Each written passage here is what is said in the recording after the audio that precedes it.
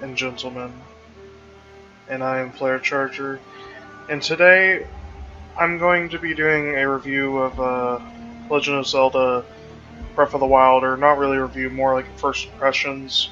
You might be asking, like, why am I playing Shadow of Mordor and not Breath of the Wild? Well, if you guys don't know, Nintendo doesn't really like footage of their games being posted online, so, well, at least without their permission. So I'm going to be playing this game. I'm going to be sure to turn down the audio after this loading screen. But so I'm going to tell you guys about my first experiences with Breath of the Wild. So, like, I'm not a big Zelda fan, I'll just throw that out there. So if you guys are trying to say, oh, you're a Zelda fanboy, you're just saying it's good because you like Zelda. I've never really played a Zelda game in my life. Like, I've only played a little bit of Ocarina of Time and the original Zelda, so I'll just tell you this is not a biased opinion. So it's the first Zelda game I've, like, really sat down and played. But I have the Wii U version, by the way, because you know, because the Switches are sold out everywhere. I might buy it again on the Switch if I like it enough, but for now I just have the Wii U version. So your mileage may vary. My review will critique some stuff that may not be in the Switch version, like some frame rates and stuff like that, but it's not like a full-on review. I might do a full review when I actually beat the game, like beat the main story. But so yeah, like the game.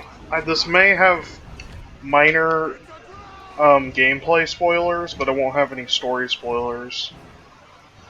But so basically, like, the game starts out, you like wake up, and it's basically you just go out and you can just do whatever. I mean, you could literally go to the final boss like right away, like if you really wanted to. I mean, it's just up to you, like what you want to do. So, but I mean, I think it's a bad idea to go straight to the final boss because it kind of defeats the purpose of, like, the entire game, because the game's supposed to be like, you're supposed to explore this world, and I feel like if you go straight to the final boss, that you'll just kind of defeat the purpose the developers had when they made the game. But you get all these cool powers, like making bombs and stuff like that, and you can tame your own horse. I know more traditional Zelda fans may be mad that there's not stuff like Epona. I mean, you can get Epona if you have like amiibos, but just Epona is not just in the game. And like Link's outfit's different, you can change his outfit. So, I mean, if you don't like that kind of stuff, then this isn't the Zelda game for you. If you think that Zelda should be linear and not open, then don't play the Zelda game.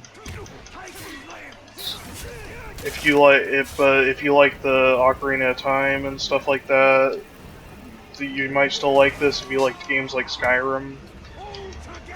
But it just all depends on your personal preference. If you like open world games, then you'll love Breath of the Wild. But if you hate them and you think that they're too open and it makes it hard for you to focus, then you may hate Breath of the Wild. So it just depends on your personal preference.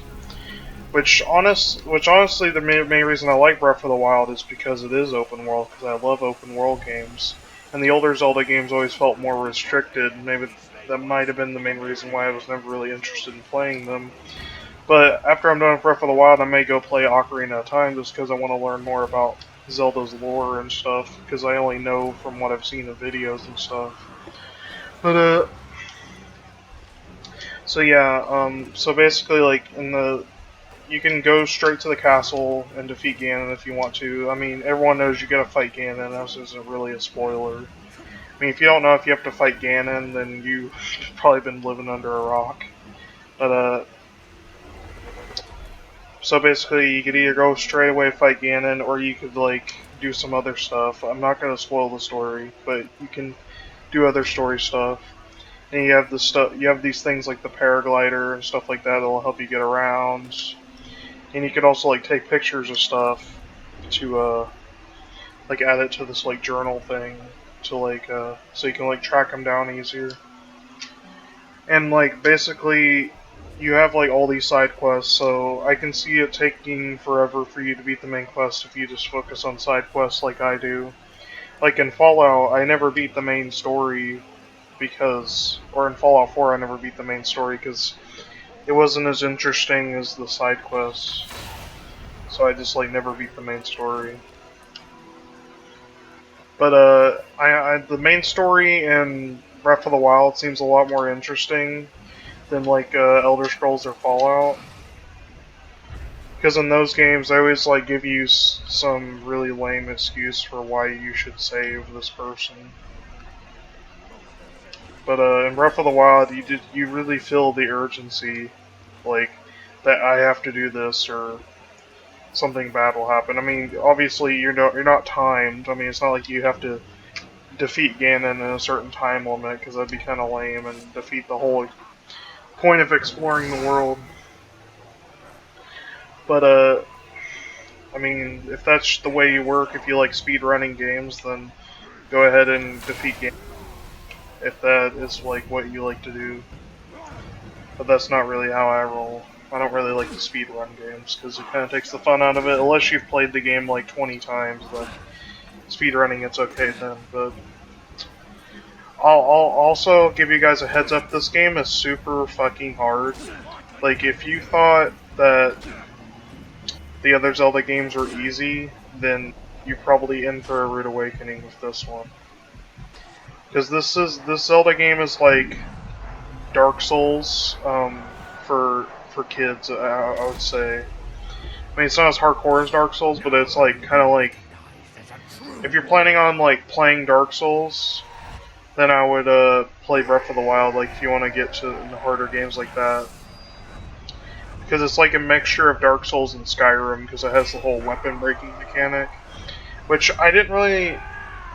The thing is, the weapon breaking mechanic has gotten kind of annoying, but it's not as annoying people say it is. I kind of wish like I think they need to buff the durability of some weapons like a little bit, but I don't think they need to get rid of the mechanic completely.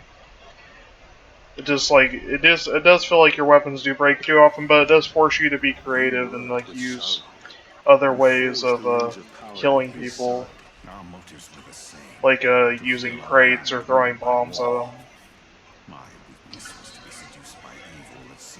them. And there's these little things across the land called shrines, which are basically like micro dungeons. They're not even really a dungeon because you only do like one or two things, and then you're at the end. And basically, you do that to get like your health and stuff. I really like that, but so yeah, I'm sorry if I keep rambling. You know, I just don't really know what to talk about. I don't really have like a script for this, but I'm just kind of talking about whatever pops in my head. Plus, I don't want to spoil the story. But so basically, like you get these little things, and then you can go back and get like a heart canister or like a stamina upgrade, so you can climb better and stuff like that. You can literally climb anything in this game if you have enough stamina. And yeah, and you can literally like tame any horse in the game, like any wild horse you see, you can tame it. You can literally like take any weapon that you see from an enemy. So if you think an enemy has a cool weapon, then you can take it from them.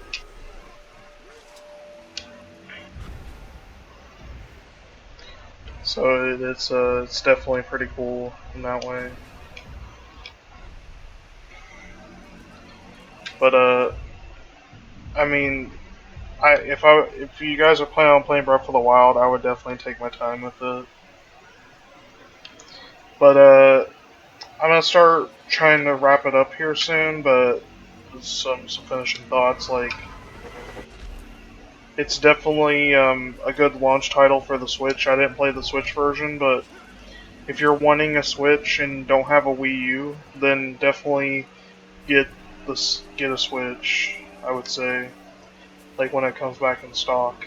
But if you have a Wii U, and like all you want to switch for is Breath of the Wild, then I would just get the Wii U version because it's better to wait on the Switch, unless you want to deal with like all the issues the Switch has been having. But yeah, that's about it. If I was gonna give a score to Breath of the Wild, I would give it a so far. I'm not. This is not a final score, but so far, based off what I've experienced, it's like a first impressions like rough score. I'd give it like a 9 or a 9.5 out of 10.